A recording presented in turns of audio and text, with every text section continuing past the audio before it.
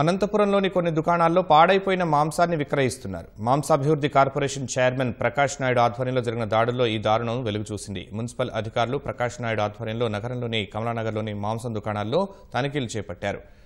Deep ఫ్రీజ్లో దాచిన chicken చూసిన అధికారులే విస్తుపోయారు. నెలల తరబడి నిల్వ ఉంచిన చికెన్ పూర్తిగా కుళ్లిపోయి పురుగులు పట్టిన వైనం చూసి ఆగ్రహం వ్యక్తం చేశారు. సుమారు 100 కిలోల పైగా మాంసాన్ని చెత్త కుప్పకు తరలించారు. అధ్వాన్నమైన మాంసం విక్రయిస్తున్న దుకాణదారులకు జరిమానా విధించారు.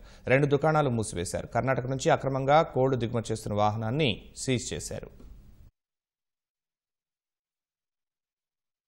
షాప్ వాళ్ళు ఈ విధంగా చేయడం అది భావ్యం కాదు. అందుకే షాపులు కూడా సీజ్ చేయడం జరిగింది. ఒక షాపుకు 20,000, ఒక షాపుకు 10,000. కర్ణాటక నుంచి వచ్చే కోళ్లు కూడా తెలంగాణను ఆంధ్రప్రదేశ్ కూడా నిషేధించింది. కానీ ఇర్రెగ్యులర్ గా పర్మిట్ లేకపోకుండా వెటర్నరీ డాక్టర్ కానీ హెల్త్ ఆఫీసర్ పర్మిషన్ లేకుండా ఈ టౌన్లో ప్రవేశించి వాళ్ళు కూడా పట్టుబడడం జరిగింది. దాని మీద కూడా ఒక 10,000 ఫైన్ చేసి అక్కడుండే కోళ్లను సంబంధిత వెటర్నరీ డిపార్ట్మెంట్కు అప్పచెప్తున్నాము. సో మేము ఏంటంటే సెల్ఫ్ డిసిప్లిన్, ప్రతి ఒక్కళ్ళు కూడా ఎవరికి వాళ్ళు స్వయంగా వాళ్ళందరి వాళ్ళు ఒక క్రమశిక్షణ అనేటువంటిది అలవాటు చేసుకోవాలి.